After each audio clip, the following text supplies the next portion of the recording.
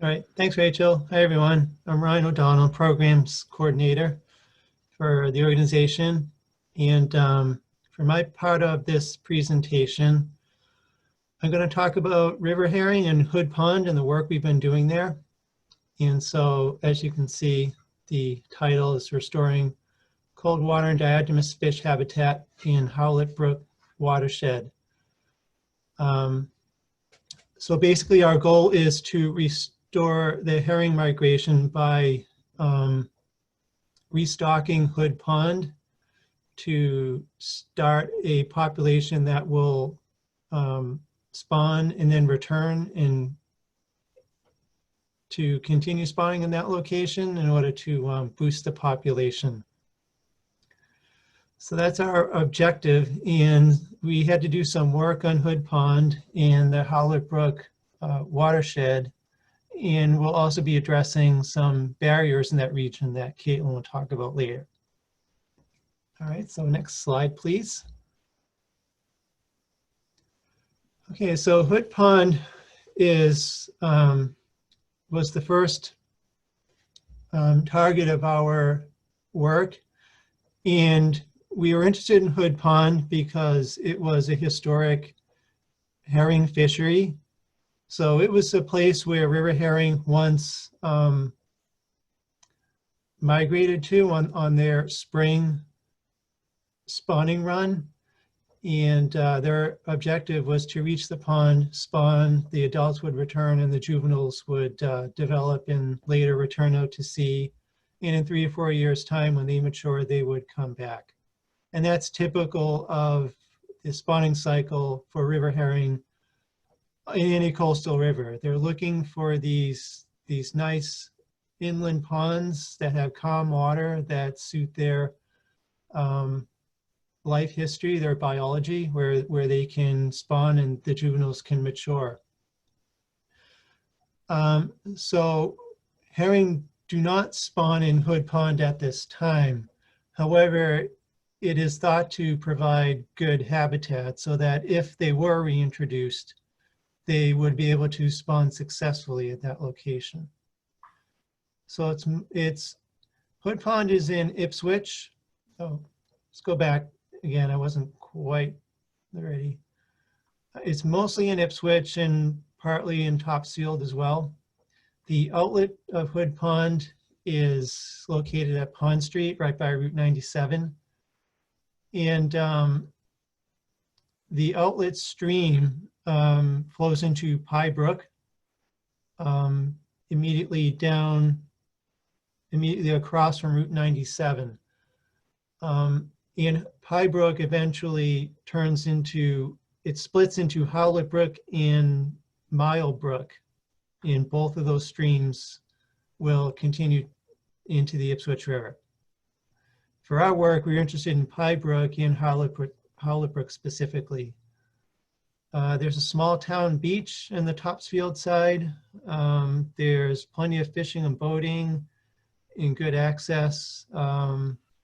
So overall, Ryan, I'm just going to like jump in nice right now. place. I think some people are having your sound come in a little intermittently. I don't know if we can do anything about that, but maybe the mic needs a little jiggle. I'm not sure what I can do.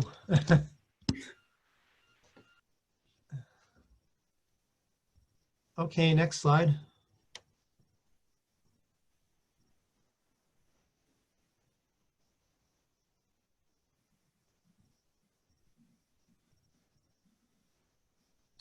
Okay, so this is the overall region where we're working. So you can see where Hood Pond is in the upper left of this slide. And you can see where Pye Brook flows out of Hood Pond and where it splits into Howlett Brook and Mile Brook. Both streams continue into the Ipswich River. Howlett Brook joins the Ipswich River right near Asbury Street. You'll see also in this slide the various barriers marked along the stream network. So there are the two main dams, the Ipswich Mills Dam and the Willowdale Dam. And there's also a dam on Howlett Brook by Ipswich Road called the Howlett Brook Dam. The Ipswich Mills and Willowdale dams have fishways. The Willowdale fish ladder, it's old and does receive some maintenance and tuning. So it is basically functional, though it is old. The dam on Howlett Brook once had a fish ladder that I believe washed out in one of the big floods we had. So it's no longer functional at this point. So that will need to be addressed. So once Hood Pond is restocked, then the juveniles will be able to leave the system. They can go over that Howlett Brook Dam. And then there'll be a period of 3 or 4 years when that group will be maturing out in the ocean, and that will provide some time to address how they're going to get back in to Hood Pond. So how they're going to get past that dam on Howlett Brook and so forth. Okay, next slide, please. So just a brief history of alewife fisheries in the Ipswich River and Hood Pond. So there was generally a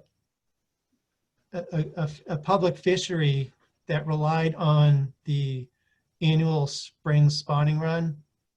So settlements all up and down the river would depend on river herring as a food source. After a long winter, they would be one of the first fish that would return in sufficient numbers that they could harvest them, as did native peoples before them. So fish passage was a big deal for a long time. And it was strictly enforced as dams were put in by the colonists. However, things changed over time.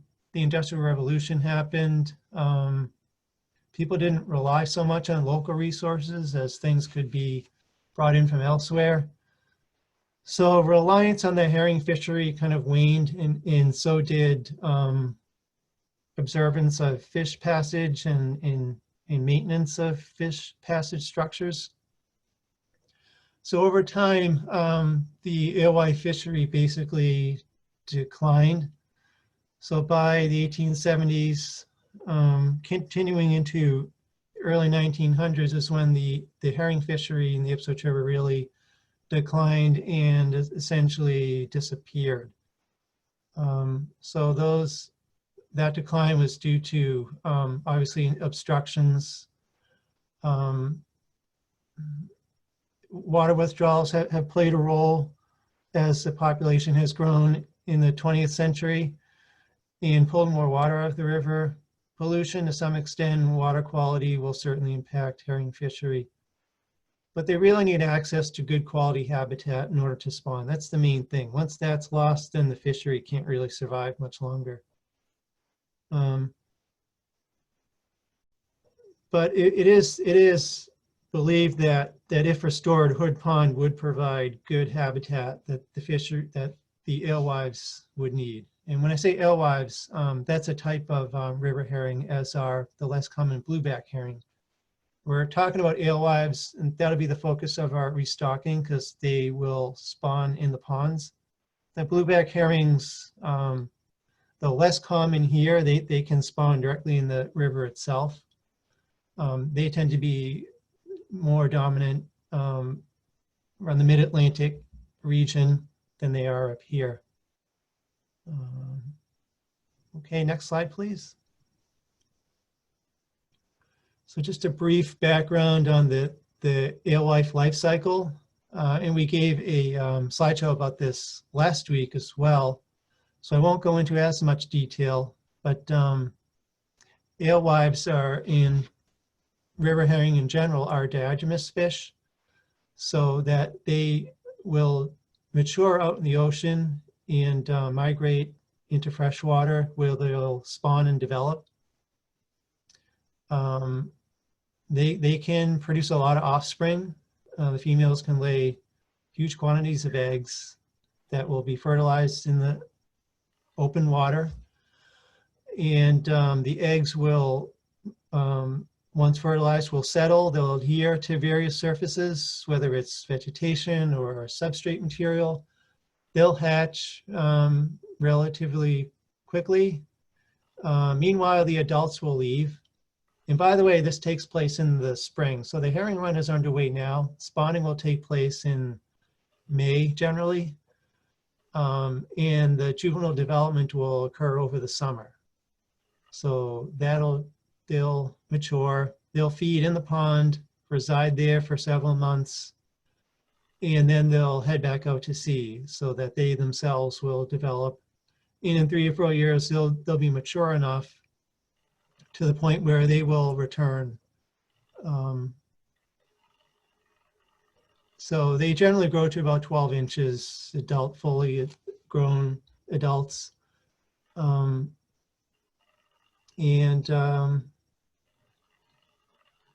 Yeah, so that's basically their life cycle in a nutshell. So we're trying to intervene in this life cycle by seeding Hood Pond essentially, and basically jump-starting the whole process from there on. So if we can provide them good access and maintain good quality habitat for them, then there's no reason that they shouldn't be successful. All right, next slide. Yeah, so you see a little comparison between the alewives and the blueback. Obviously, if you're looking at them, you can't really tell the difference. There aren't a whole lot of outward differences between the two. It's very hard to tell unless you're an experienced fisheries biologist. But there are differences in terms of their life cycle, whereas the alewives will return a little bit earlier. So April, early to mid-April. Then the bluebacks will start about a couple weeks later. So late April is when they'll get going. They seem to like warmer water, I guess. Both species are keystone species, so many other animals in the food web depend on them and will thrive if there's a good herring run. We're talking about birds, certainly other fish, and mammals like otters, for instance. Yeah, so they really are important to other recreationally important fish like striped bass, commercially important fish, cod, tuna, certainly as well as trout.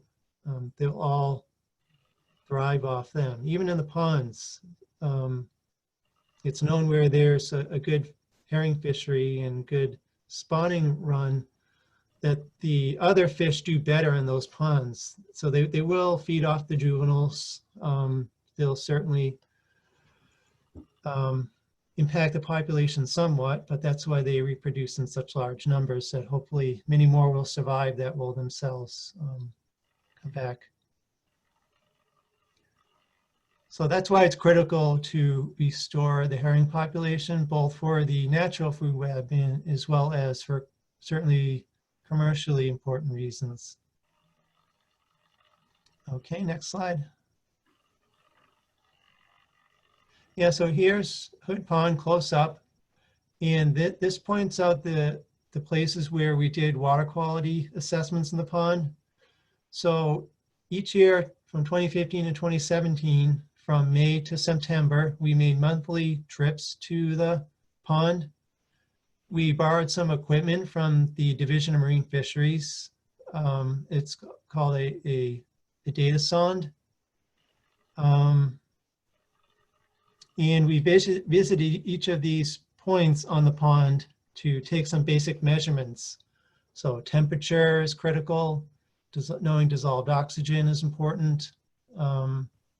We also measured conductivity, which is a measure of the dissolved ions and other things in the water, as well as turbidity and water clarity. So once a month at these 4 places, we measured those different things at various depths in the pond. So we measured at the surface, near the surface. We measured near the bottom. And then for those sites in the middle, the blue ones, those are where it's deeper. We also measured in the middle, like a mid-depth measurement. So we would get basically some data on the different levels of the water column. Okay, next slide. So basic findings were that Hood Pond is definitely good for herring spawning and development. And that's based on the data as well as best professional judgment, just looking at the overall conditions in the pond as we made each individual visit. So water temperature was acceptable for a majority of the measurements. So there are different water quality thresholds defined for both the spawning and nursery periods. The spawning, as I mentioned, is generally in May. So the water temperature needs to be about, can't really exceed 26 degrees Celsius, which is about 79 Fahrenheit.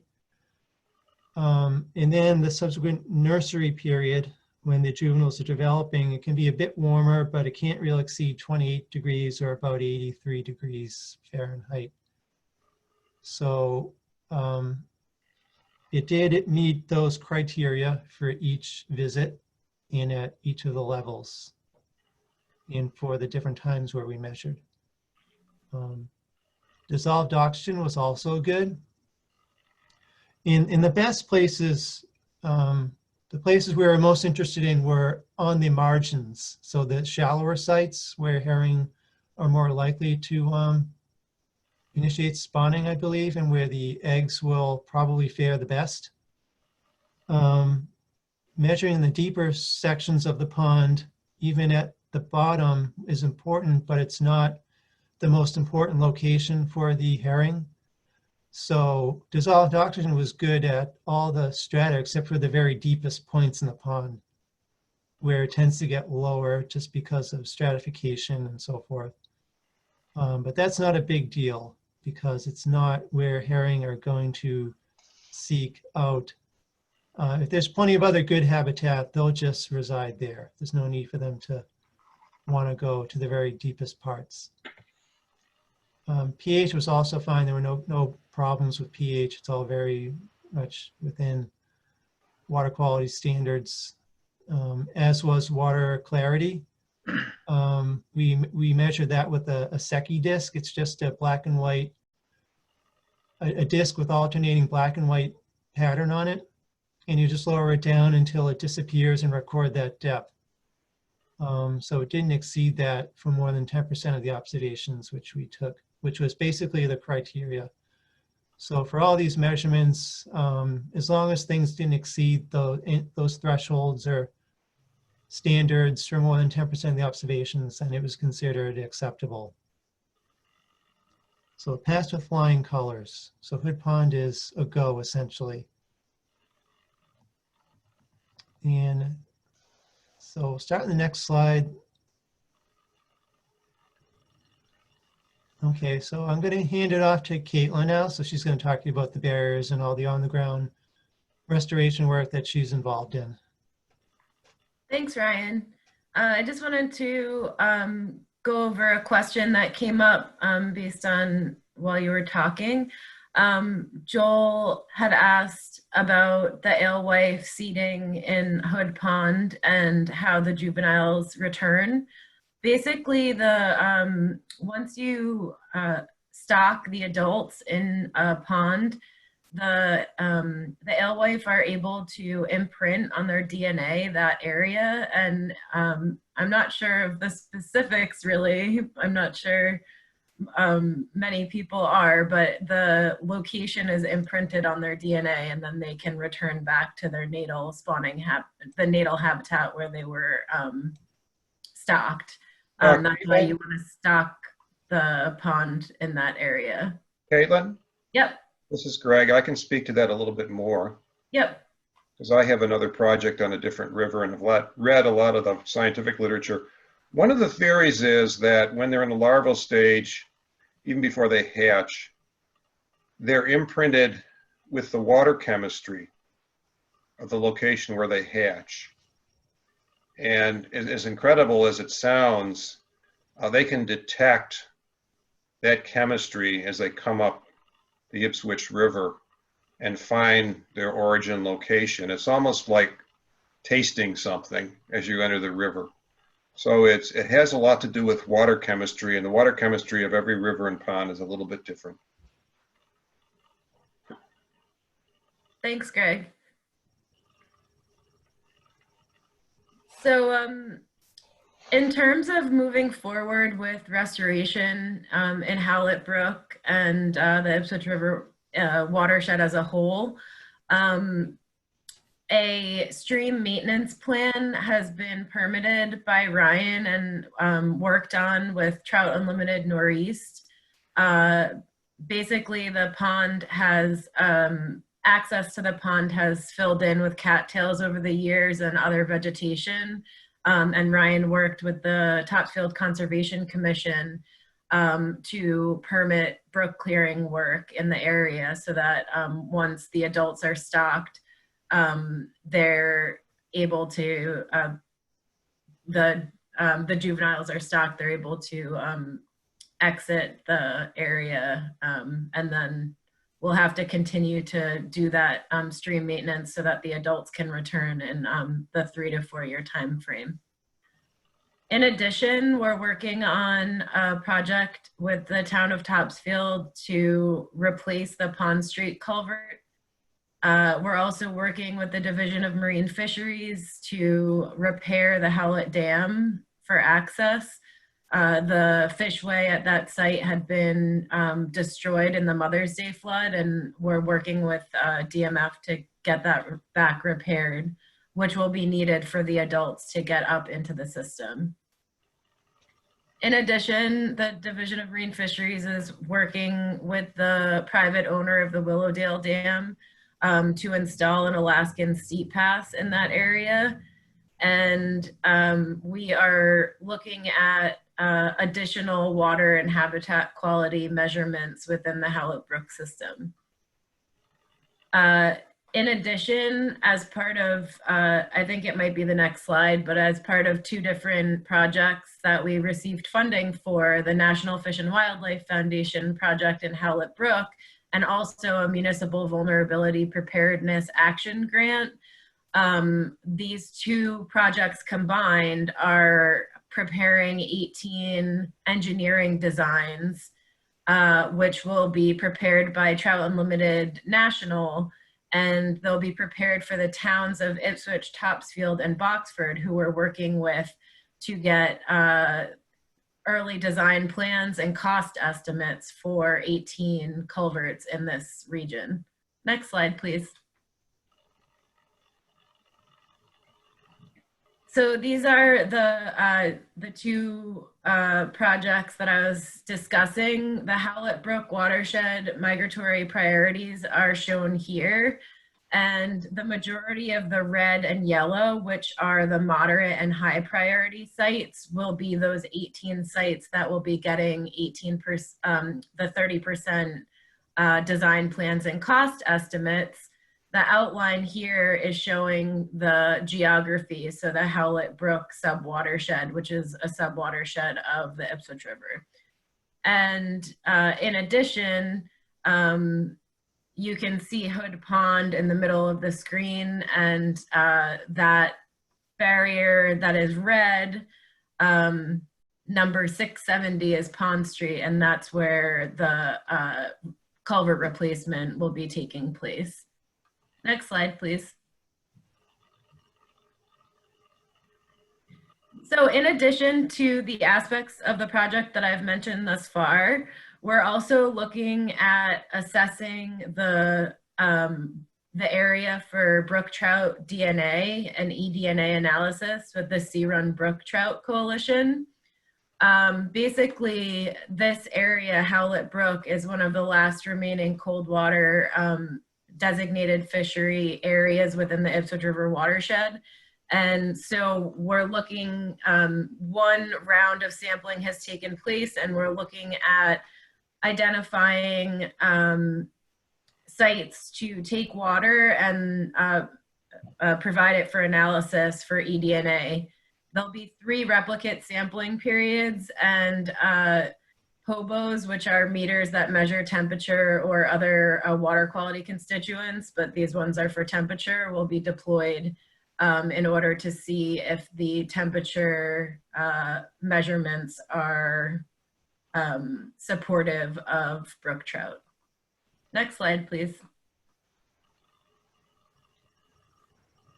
So for the next couple of slides, we're going to look at a couple of areas that need to be addressed as part of this project. So here you see the Pond Street culvert and the outlet, which is undersized and will need to be resized in order for appropriate access to Hood Pond. You also see here the Howlett Brook Dam, and there had been a fishway in this area. And this is where we'll be working with the Division of Marine Fisheries in order to work with the private owners of this dam to allow fish passage once the pond is stocked, once Hood Pond is stocked, and we need to allow access for those adults to get back up. Next slide, please.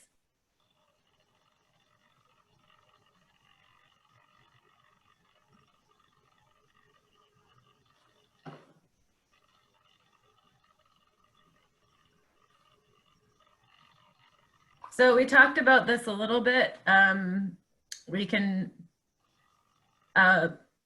Ryan's been working with the Topsfield Conservation Commission on a stream maintenance plan, and we have been out with a number of volunteers from Trout Unlimited Northeast to do our first brook clearing. We're also at the same time removing trash and debris from the system and opening the narrow channels to allow for the fish to pass. This will have to be done on an annual basis, and we'll also have to address some more difficult areas where there's some dense cattail growth. Next slide, please.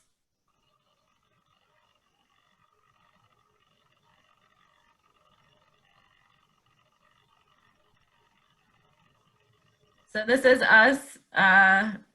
This was after our, okay, moving on. That was us after the brook clearing. And this is us conducting the brook clearing. Caitlin, I think you might have a screen delay from me. So you might have to give it a minute when I switch slides. Do you want the group shot again, or do you want to go to the stream clearing? You can go to the next slide, please.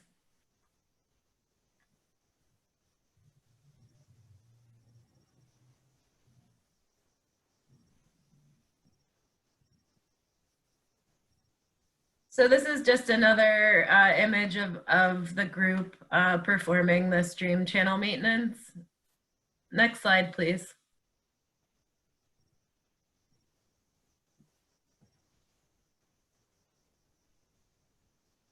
So as you can see here, we still have some work to do, and we're looking to, once we're able to get out again, and once the water is a little bit lower, so that we can tackle this part of the area that needs to be maintained.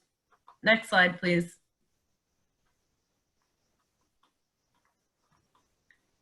In addition to the brook clearing activities, we also have a couple of other barriers. Obviously, there are a number of beavers in the area, and there are beaver dams. We always get the question of whether fish are able to traverse beaver dams. And so typically, if the water is high enough, the fish can get over them, and they're not obviously as hard structures as a dam would be.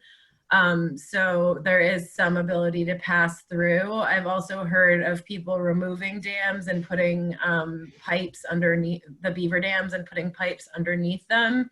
But obviously some combination of either dealing with these additional barriers will have to take place. Next slide, please.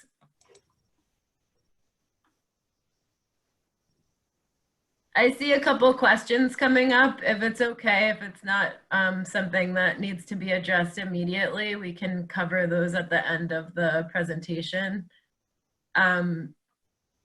So this is a priority for the town of Topsfield. This is East Street, and this is one of the sites that will be getting, having Trout Unlimited Northeast provide a 30% design plan and cost estimate for. In addition, a survey will be done at the Pie Brook Park, which is the image to the right with Colin Lawson from TU TU National. Next slide, please.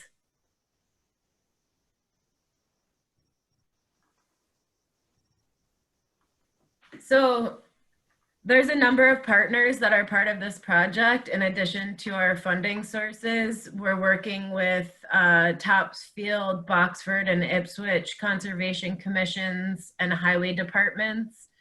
We're also working with the Massachusetts Division of Marine Fisheries, TU Northeast, TU National, the Sea Run Brook Trout Coalition, and the Massachusetts Division of Ecological Restoration with their stream continuity program.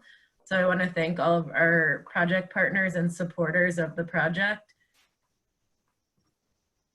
Next slide, please.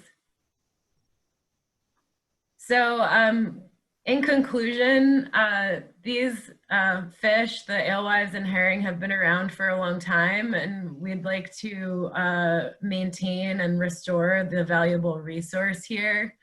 So with that, I'll take any questions. I think we had a question about invasive species, maybe. Let's see. Are there any invasive species removal or treatment projects on Howlett Brook? Ryan, do you know if there's any invasive species on Howlett that are being addressed? I'm not aware of any particular invasives in Howlett Brook in general. As you could see from that slide on the channel maintenance, it's dominated by cattails, which is good being native. There really isn't a Phragmites problem on Howlett Brook, nor am I aware of any particular other like submerged aquatic invasive plants or anything like milfoils or water chestnuts or anything like that. So, which is a good thing. There had been some work done on Hood Pond. Yeah, there are some protected species that will have to, that we're working on the, working with different groups on the permitting phases of the project, so. Can the Howlett Dam be removed? Would that be preferable to putting in a fishway? So that's a really good point. The question was, can the Howlett Brook Dam be removed? Obviously, when it comes to dams and impediments to passage, we always would prefer the removal. However, in some cases, the dams are privately owned. And if the owner of the dam is not in favor of removing it, we usually go to the next best thing, which is working with them to provide fish passage with a fishway.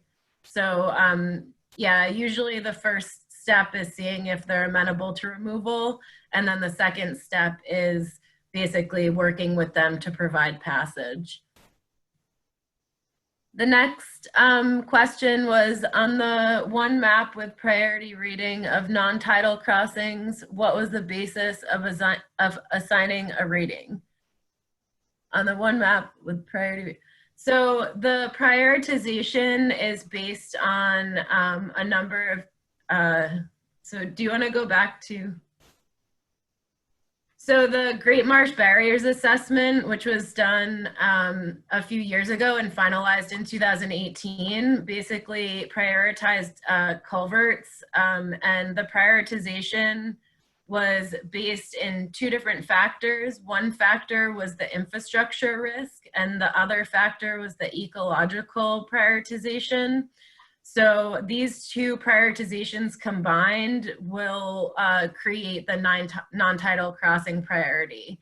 It's basically just an addition of the two different prioritizations. And I can send, if we get your email, I can send you that full report and the explanation, like the detailed equation for how those are derived, if you'd like. Greg, would you like to answer the question about, I mean, maybe we could pull one up if I share my screen, but the difference between an Alaskan steep pass and the current fishway at the Willowdale Dam? Sure, I can speak to that.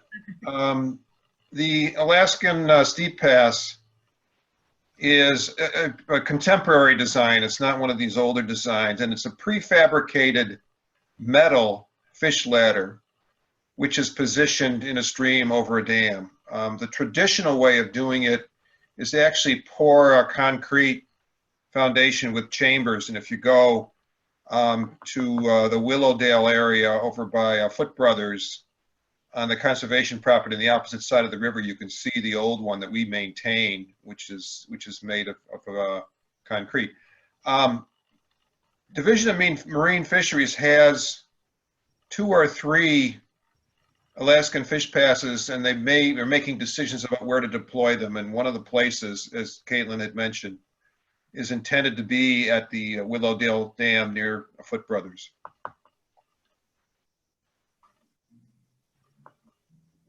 Thanks, Greg. Greg, it doesn't look like we have any more questions. Do you have anything else that you'd like to say about the project or other projects that Trout Unlimited Northeast has been working on? Well, I would say this, that we're interested in this particular project principally because Howlett is still classified as a cold water resource, and we know in distant past that there were native brook trout in Howlett Brook. There is some doubt now about whether they're still there. If they are there, we probably would have a longer term project to enhance the habitat in certain ways by putting in structure. If they're not there, we would be exploring longer term means of repopulating that stream with brook trout that aren't hatchery trout, but ones that are native trout from a area stream to try to repopulate a reproducing native population.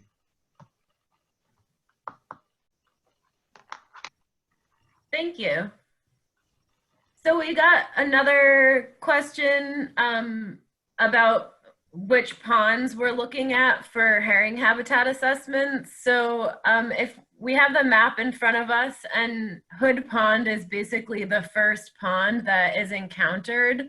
And Ryan has completed those years, 3 years, Ryan? Yeah, 3 years. The protocol requires 2 minimum, but we did 3. So he's completed those 3 years of that herring habitat assessment in Hood Pond. And as he mentioned, the habitat is suitable. When you move up through low is very shallow, and the fish will need to pass through there eventually based on this whole project. But we are conducting herring habitat assessments in 4 Mile Pond. We've done 1 year of assessments in that area, and that assessment actually includes some assessment of Low Pond eventually as well. And outside of this region, we also looked at Martin's Pond in North Reading. And that'll be an important herring habitat area once the South Middleton Dam has passage. Greg, you might not know this, but in the literature that you write about how herring navigate back to their homes, did it have any insight on how stormwater pollution might impact the herring's ability to find their natal ponds? No, I don't recall reading that, but it, seemed logical that that could be a problem in their ability to detect the right water chemistry. Thank you. Does anyone else have any further questions? No? Great. Well, we are recording this presentation, so just like our previous presentation, Remembering River Herring, it will be up on our site and on our YouTube channel.